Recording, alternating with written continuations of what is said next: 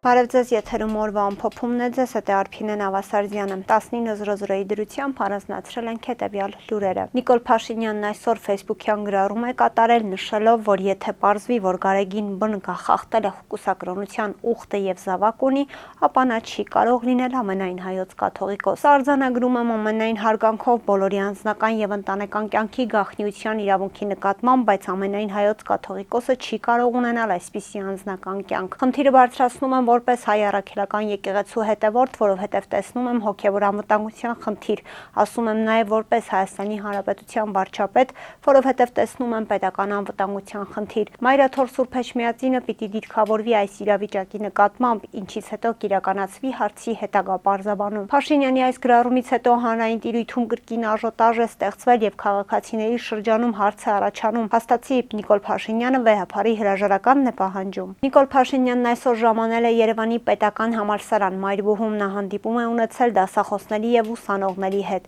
Օրագիր նյուզի տեսախցիկը ֆիքսել է, որ Փաշինյանի այցին ընդառաջ ԵՊՀ-ում հսկողությունն ուժեղացվել է, ֆակուլտետների բոլոր հարկերում անվտանգության աշխատակիցներ կային, իսկ ԵՊՀ-ի բակում էլ ամեն քայլափոխի ոստիկաններ էին։ Ուշագրավ է նաև, որ Փաշինյանը ԵՊՀ բակ մուտք գործել ավտոշարասյունով, տեղին է հիշել նախքան իշխանափոխություն ԵՊՀ-ում աշխատող, իսկ այժմ Փաշինյանի աշխատակազմի ղեկավար Արայիկ Հարությունյանի տեսակետը այս հարցում։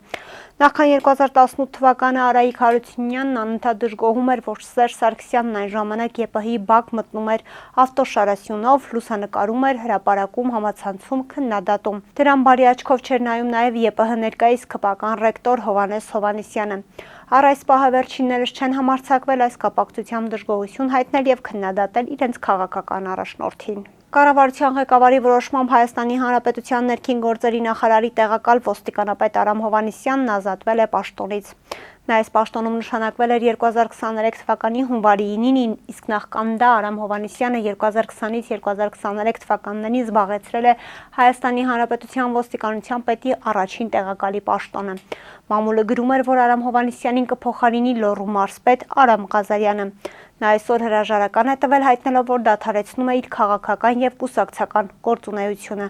Այս որոշումը պայմանավորված է այլ աշխատանքի անցնելու հանգամանքով, որի վերաբերյալ պատշաճ կարգով եւ սահմանված ժամկետներում հանդես կգան իրավասու մարմինները, ասել է նա։ Գորիսում բացվել է Ֆրանսիայի պատվո հյուպատոսի գրասենյակը։ Բացման արարողությանը մասնակցում էին Հայաստանում Ֆրանսիայի դեսպան Օլիվիե Դկոտինին, Գորիսի քաղաքապետ Արուշ Արուշանյանը, մարզպետ Ռոբերտ Ղուկասյանն ու Ֆրանսիայի պատվո հյուպատոս Կարմեն Ափունցը։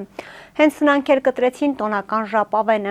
Հիշեցնենք, որ Երևանում Ֆրանսիայի արտաքին գործերի նախարար Ժան-Նոել Բարոն Հայաստանի արտգործնախարար Արարատ Միրզոյանի հետ համատեղ մամուլի ասուլիսի ժամանակ հայտարարել էր, որ Ֆրանսիան Սյունիքի մարզի Գորիս քաղաքում հյուպատոսական գործակալություն կբացի։ Սյունիքի մարզպետ Ռոբերտ Ղուկասյանը լրագրողների հետ զրույցում անդրադարձել է վերջին ամիսներին սահմանամերձ գյուղերում գրեթե ամենօրյա դարձած կրակոցներին։ Նրա խոսքով Սյունիքում մերթ հակառակորդի կողմից ուղիղ կրակոց է լինում, ինչի արդյունքում նաև լինում են դեպքեր, երբ կրակոցները դիպչում են ենթակառուցվածքներին ու ընտանի կենդանիներին։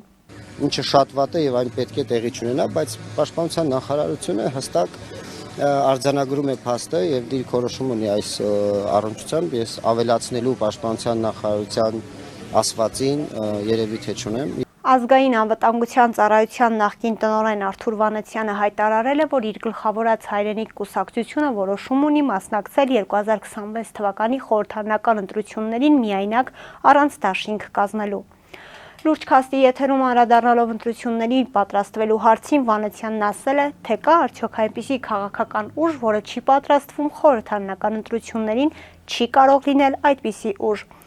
Երբ ասում ենք այս պահին ընտրությունների չենք պատրաստվում, այլ քայլեր են ձեռնարկում այս իշխանություններից ազատվելու, ես դրա բանաձևումը տվել եմ, չբացառելով փողոցային պայքարը, որևէ գործողություն, որ կբերի այս իշխանության հեռացմանը, մենք միաժամանակ պետք է պատրաստվենք ընտրություններին։ 2026 թիվը կգա, կլինեն ընտրություններ, այդ ընտրություններին ցավոք սրտի միայն պատրաստ կլինի իշխանությունը ու մենք կասենք, ինչի այսպես ստացվեց, որ իշխանությունները կարողացան շատ ձայներ ստանալ։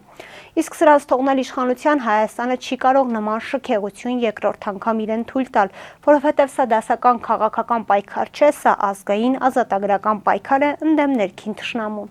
Սա հստակ շատ սուր, շատ կոշտ ձևակերպում է, որը ես ուզում եմ եւս մեկ անգամ հնչեցնել, շեշտել է նա։ Խոսելու ձևերը կարող են տարբեր լինել, բայց այն, որ խնդիր կա եւ խնդիրներին պետք է անդրադառնալ, կարծում եմ ավելի քան ակնհայտ է։ Այս մասին լրագրողներին ասել է ԿԳՄՍ նախարար Ժաննա Անդրեասյանը, արձագանքելով եկեղեցիների եւ հոգեվորականների վերաբերյալ Նիկոլ Փաշինյանի հայոյախառն գրառումներին։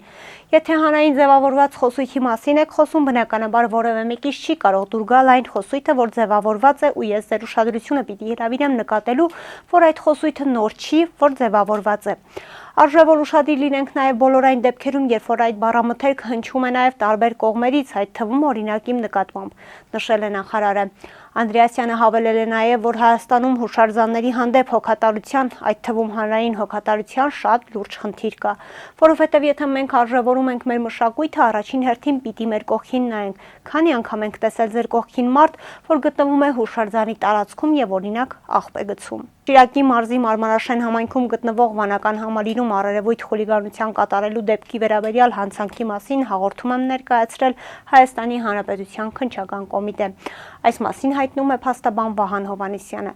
Հաղորդմամբ ներկայացրել են, որ Գներ Սարգսյանի գործողություններում առերևույթ առկա են Հայաստանի Հանրապետության քրեական օրենսգրքի 297-րդ հոդվածի երկրորդ մասի 3-րդ կետով նախատեսված հանցանքի հատկանիշներ, խուլիգանություն, որը կատարվել է տեղեկատվական կամ հաղորդակցական տեխնոլոգիաներն օգտագործելով, գրել է նա։ Շամչյանքոմի փոխանցմամբ այսօր հունիսի 2-ին ավտովթար է տեղի ունեցել Երևանում ժամը 16-ից 15-ի սահմաններում Երևանի բնակիչ 67-ամյա Արտյոմ Սն իր վարած Hyundai Sonata մակնիշի ավտոմեքենայով Դավիթ Հաշան կամրջի սկզբնամասում դեռևս անհայտ հանգամանքներում դուրս է եկել երթևեկելի գոտուց, բախվել ծառերին եւ գլխի վրա շրջվելով հայտնվել ճանապարհի երթևեկելի գոտում։ Վթարի հետևանքով ըստ նախնական տեղեկությունների բարեբախտաբար տուժածներ չկան։ Վթարի փաստով բարեկային ծառայությունում փաստը թղթեր են ձևակերպվում։ Վարորդը ենթարկվել է սթափության փորձաքննության, եղել է սթափ։ Հունիսի 1-ին ողբերգական ավտովթար է տեղի ունեցել Շիրակի մարզում։ Ժամը 20:05-ի սահմաններում Երևան-Գյումրի Բավրա ավտոճանապարհի 149 կիլոմետրի հատվածում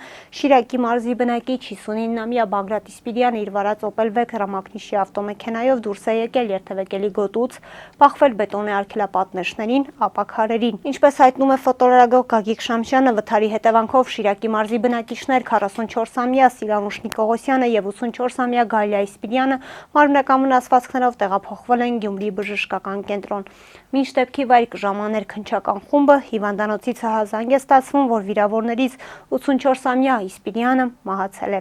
Վթարի փաստով քննչական վարչությունում նախաձեռնվել է քրեական վարույթ։ Ֆոտոլրագրողի տեղեկություններով մահացածը վարորդի մայրն է, իսկ վիրավորը կինը։ Կհանդիպենք վաղը, առողջ եղեք։